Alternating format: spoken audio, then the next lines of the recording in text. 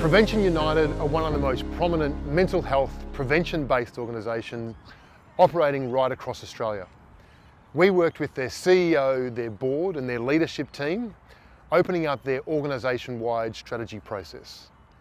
Outcomes and impact were absolutely central to the conversation, inputs from both internal and external, including key government stakeholders, major universities, potential funders and mental health services leaders.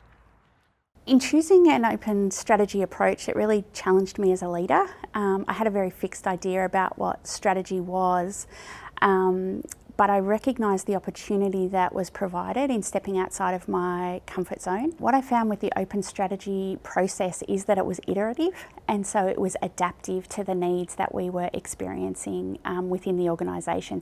Talking to our government partners as key stakeholders, recognising that government funding for the type of work we do is pretty limited at the moment. How do we open up other revenue structures? It's really important for us to create the opportunity for people to speak pretty honestly and freely, and so I think the incremental approach gives a much better prospect for getting that, as opposed to a pretty quick and brief consult. This process really allowed us to have these conversations so that everyone is now on the same page and comfortable with the direction that we're going in.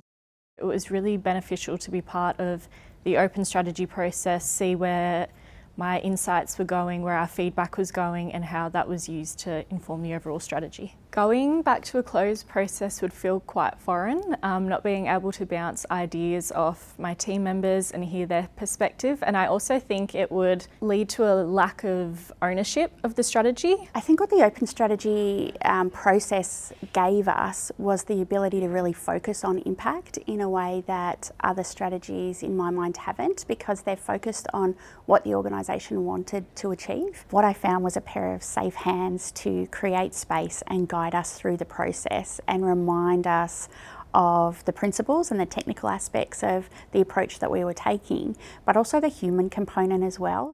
It's really been successful, I believe, in getting us to the point where we feel we've got a pretty strong position now in terms of how we're going to take on that next 2 to 3 years and where our effort's going to be invested in. It's been a fantastic process for us, and we're really appreciative. We have a very clear roadmap of what we want to achieve, and everyone is clear on their role in achieving that. So it's really strengthened our position as we move forward.